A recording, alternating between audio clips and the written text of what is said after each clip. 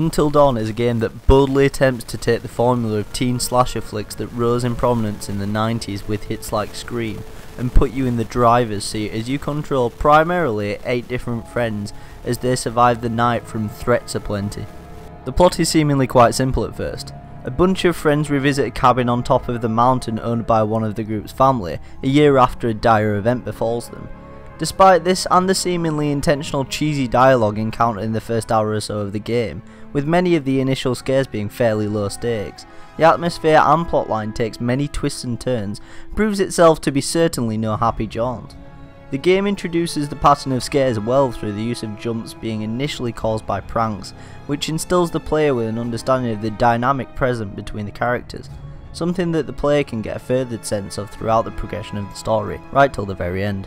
Of course, this is a game which has a heavy focus upon branching pathways. Your decisions and what the game refers to as the butterfly effect has a large sway on what events occur, and ultimately who will or will not survive. This is clearly an element of the game that Supermassive focused upon and have, for the most part, excelled in achieving a choice system that not only allows for real consequences but also for the personality of each character to change largely throughout the game.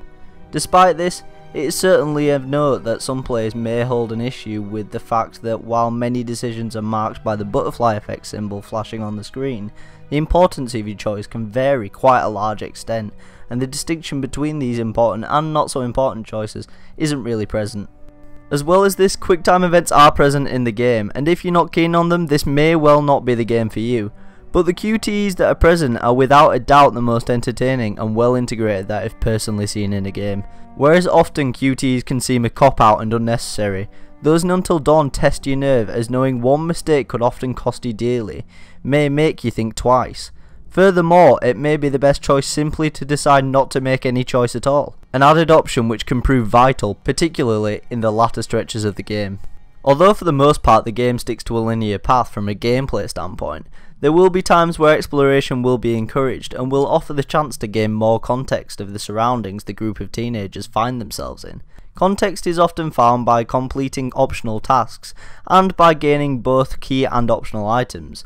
The use of trigger buttons as well as timed events for such moments feels tactile and achieves a subtle but significant extra layer of immersion, which benefits the game over a simple button press.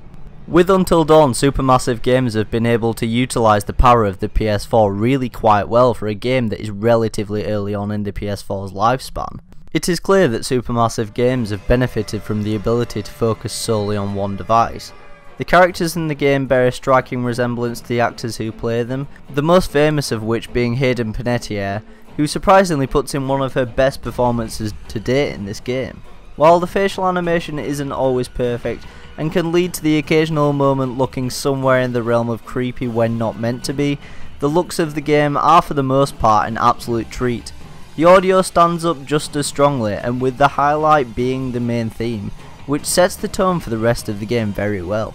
It should also be said that the bleak, sombre soundtrack present in the rest of the game builds up tension well and sets a perfect atmosphere for any situation that is thrust upon the player. Ultimately, Until Dawn offers an experience which satisfies throughout, and despite originally seeming like a light-hearted take on the slasher genre, eventually becomes a lot scarier than some may have bargained for. Beyond this, it is also clear that your adventure is quite customizable, offering a large amount of replay value, something I definitely took advantage of. The game really surprised me, particularly coming from a studio which could be said to be best known for bit part jobs for Sony in the past, and I enjoyed it far more than I ever thought I would. It is a must buy for anybody who owns a PS4.